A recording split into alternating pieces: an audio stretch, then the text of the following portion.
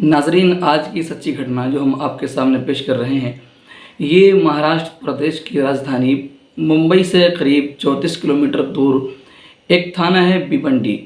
और भिवंडी थाने में एक इलाका है नई बस्ती, और नई बस्ती में एक जगह है नेहरू नगर।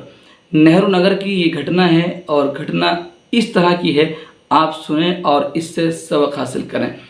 नाजरीन, होता ये है, 7 बहनों का एक भाई है जिसकी उम्र है लगभग 16 साल। नाम है उसका शुएब रशीद शेख। ये नौजवान किसी काम से अपने घर से निकलता है और फिर वापस नहीं आता। जब ये गायब हो जाता है, घर वाले परेशान हो जाते हैं। और ये सन है 2020, लेकिन 2020 से 2025 तक इसका पता नहीं चलता। 2025 में जाकर जब इसका पता चलता है तो इसका जब उस जगह को खोदा जाता है जहाँ इसको दफन किया गया था, तो कुछ हड्डियाँ नज़र आती हैं। क्या हुआ नाजरीन, आप पूरी तफसील से आप सुनिए और इससे इबरत हासिल कीजिए। अपने आप भी इससे सबक हासिल कीजिए और अपनी औलाद तक भी इसको पहुँचाइए, ताकि तमाम बुरी बातों से हम दूर रहें और किसी पर भी हम भरोसा इतना ना करें जितना कि नुकसानदेह साबित हो जाए। नाजरीन, तो हम आपको बता रहे थे कि 7 बहनों का एक भाई था, नाम था इसका शुएब रशीद शेख, और 7 बहनें थी इसकी। ये एक दिन अचानक गायब हो गया। जब गायब हो गया तो घर वालों ने, परिवार वालों ने तमाम रिश्तेदारों में फ़ोन की, जहाँ भी आता जाता था इसकी खैर खबर ली, लेकिन कहीं भी कोई सूचना नहीं मिली, कहीं से भी कोई खबर नहीं मिली। नाजरीन, जब परेशान हो गए परिवार वाले ढूंढ कर, तो फिर ये भिवंडी थाना पहुँचे और जाकर गुमशुदगी की रिपोर्ट दर्ज कराई। पुलिस के सामने रो रो के बहनें कहने लगीं, साहब, हम सब का एक ही सहारा है, वो हमारा भाई, उसको ढूंढ दीजिए। पुलिस ने कहा परेशान मत होइए, और भी साथ थे परिवार वाले। पुलिस ने समझाया परेशान मत होइए, आप ऐसा करिए कि उसका हुलिया, उसका फ़ोटो वगैरह हमें दे दीजिए, उसके ज़रिए हम ढूंढने की कोशिश करेंगे। नाजरीन, ऐसा ही हुआ, इन्होंने फ़ोटो और हुलिया बता दिया।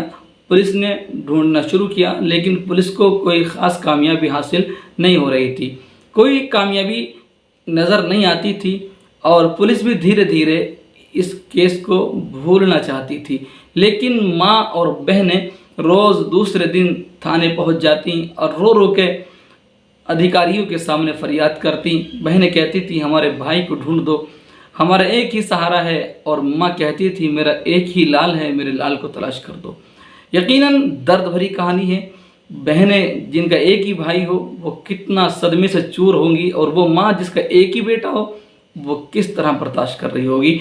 नाजरीन, फिर क्या हुआ, धीरे धीरे बात बढ़ती गई, और जब कोई पता न चला तो फिर ये माँ बाप परेशान होकर तांत्रिक के पास, तावीज़ डोरी करने वालों के पास जाने लगे, कहीं से पता चल जाए।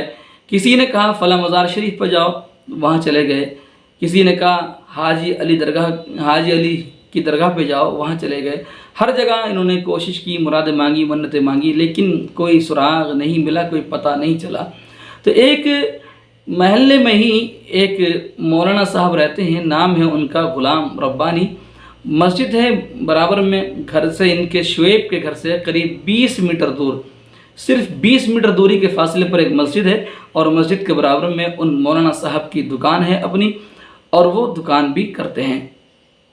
तो ये परिवार वाले, ख़ासकर माँ और बाप, उन मौलाना साहब के पास जाकर बोले, मौलाना साहब आप ही कुछ हमारी मदद कर दें, हमारा बेटा गायब है, हमें कुछ खाना पीना अच्छा नहीं लगता, हम कैसे जिएं, जीना अच्छा नहीं लगता। मौलाना साहब ने तसल्ली दी, समझाया कि आप परेशान मत होइए, ऐसा करिए, आप एक बकरे का इंतज़ाम कीजिए और उस बकरे को ज़िबह करके गरीबों को, मिस्कीनों को, फ़कीरों को खिला दीजिए, उनकी दुआएं लगेंगी और आपका बेटा जहाँ भी होगा वापस आ जाएगा। तो माँ बाप थे, क्या ना करते। माँ बाप औलाद की खातिर सब कुछ कर सकते हैं। वो माँ बाप जो लुट चुके थे, जिनका बेटा जा चुका था, वो एक बकरे का भी इंतज़ाम कर लेते हैं। और बकरे को ज़िबह करके गरीबों को, मिस्कीनों को, फ़कीरों को खिला दिया जाता है, लेकिन फिर भी कोई सुराग नहीं मिलता, कहीं से कोई सूचना, कोई ख़बर, कोई पता नहीं चलता। कुछ दिन गुजरने के बाद फिर ये इन मौलाना ग़ुलाम रब्बानी के पास आते, कहते हैं हज़रत कुछ पता नहीं चला है, आप कोई और तरकीब बताइए। तो ये मौलवी कहता है कि ऐसा करो, आप राजस्थान में जो दरगाह है ख्वाजा मोइनुद्दीन अजमेरी की, वहाँ चले जाओ और वहाँ पर हाज़िरी दो, वहाँ पर दुआ करो, उनके वसीले से दुआ मांगो, तो आपका बेटा जहाँ भी होगा आ जाएगा। और इसने साथ साथ ये भी कह दिया कि वहाँ से जल्दी मत आना, आप जहाँ जब तक पता न चल जाए आप वहाँ रहना, कम से कम 1 महीना तो वहाँ रहना ही। तो माँ बाप थे, औलाद की खातिर सब कुछ कर सकते हैं, वो चले गए अजमेर शरीफ। करीब 1 महीने तक वहाँ पर रहे, दुआएं करते रहे, बेटा आ जाए, बेटा आ जाए, लेकिन बेटा नहीं आया, वापस आ गए। परेशान थे, कहीं से कोई खबर, कोई सूचना नहीं मिल रही थी। वक्त गुजरता गया। वक्त गुजरते गुजरते सन 2020 से लेकर 21 और 22 तक की कहानी पहुंच गई, लेकिन कोई सूचना, कोई खबर नहीं मिली।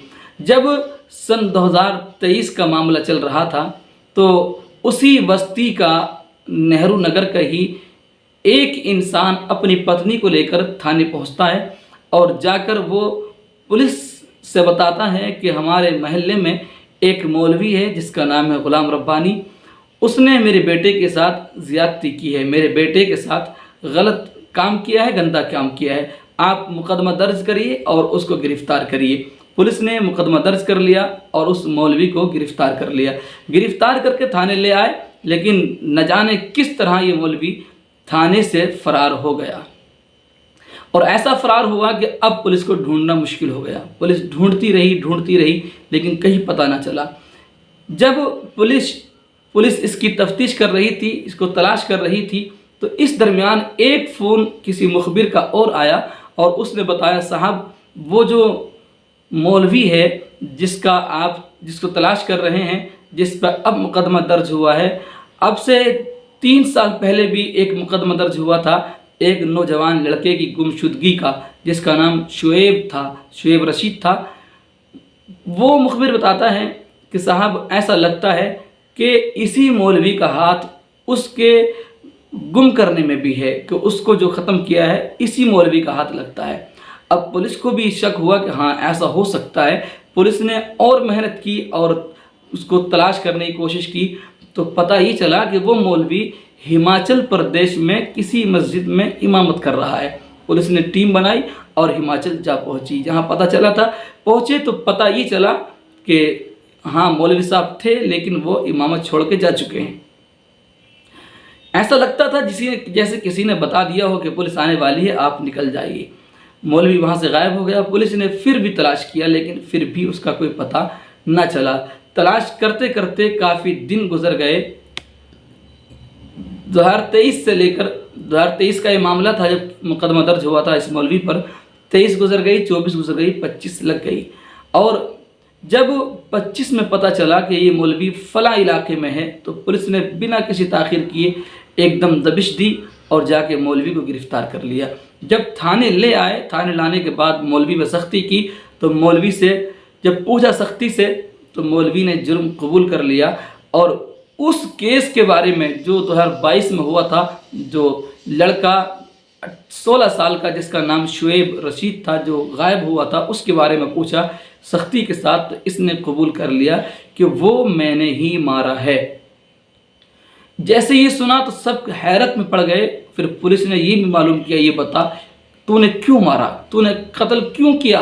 तो इसने बताया कि मैं एक दिन गलत काम कर रहा था और उसने मुझे देख लिया। जब उसने मुझे देखा तो मुझे लगा कि अब ये मेरी बेइज्जती कर देगा, महल्ले में, बस्ती में मेरी इज्जत है, मेरी इज्जत खाक में मिल जाएगी। इसलिए मैंने उसको बहाने से बुलाया और प्यार से बुला के उसको अंदर जैसे करा, उसका मैंने गला दबाया और उस वक्त तक नहीं छोड़ा जब तक कि वो मर न गया। जैसे ही वो मर गया तो फिर मुझे फ़िक्र हुई कि इसको कैसे मैं ठिकाने लगाऊं। तो ये मौलवी कहता है कि मैंने उसके टुकड़े टुकड़े कर दिए।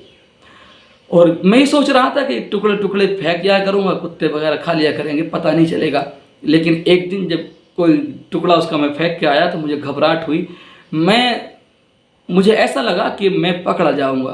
तो ये मौलवी कहता है कि मेरी दुकान के बराबर में एक दुकान थी जो बंद रहती थी, मैंने उसके अंदर एक गहरा गड्ढा खोदा और उसमें इसके तमाम अज्जा को, जिस्म के टुकड़ों को गड्ढे में दबा दिया।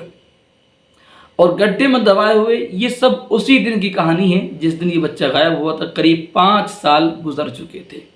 पुलिस ने जैसे ये सुना तो फ़ौरन पुलिस और अपनी टीमों को साथ लेती है, डॉक्टरों की टीमों को साथ लेती है, जांच करने वालों की टीमों को साथ लेती है और फ़ौरन उस दुकान पर पहुंच जाती है जहां इसने बताया था।